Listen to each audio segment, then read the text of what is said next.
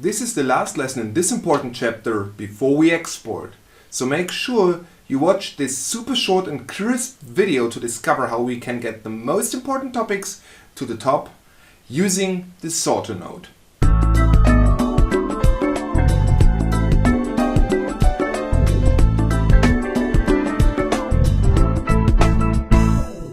First of all, an apology. In one of the last videos, which I have linked here somewhere, I said that lesson introduced the last new node to you. I'm sorry, that was not true. By the way, I have a question for you guys to make these lessons fit even better to your needs. So make sure to stay tuned until the end. So there's one more node you're going to discover in this chapter. And as with Excel, you are also able to sort in KNIME. And guess what the name of that node is? The sorter node. For our small example workflow, this might not be too complicated. We only have 14 line items after all. But if you have more, much more, then you need to be able to sort that data.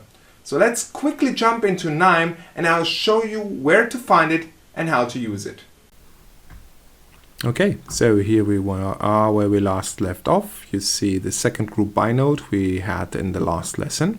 So let's just quickly select it and then I show you where you can find the sorter node. This one we're going through the categories. By the way, in this specific lesson we're working on rows, so we look into row, transform, and there we have it, the sorter node. And the two arrows in the icon indicate already what kind of sorting you can do. So let's quickly add it to the workflow and then just label it sort by CF improvement. Oops, like this. Then select and press F6 to open the config. And it is a quite understandable, so to say, node. So basically here we can select which column we want to sort by.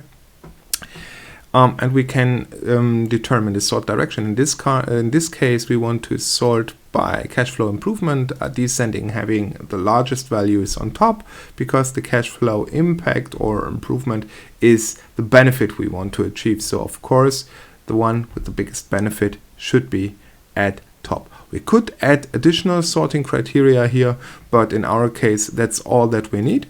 So we click OK, we execute with F7, and here we have it. Let's have a look at the sorter table.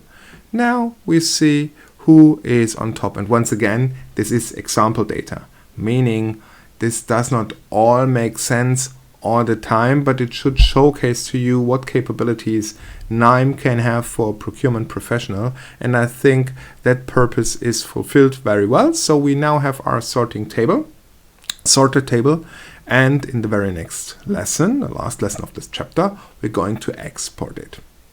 All the numbers are there now. We know now whom we should approach first for our negotiations to achieve the biggest impact. And here's a question to you. Should we go through each node as a short intro in each of the lessons? Would that make it easier for you?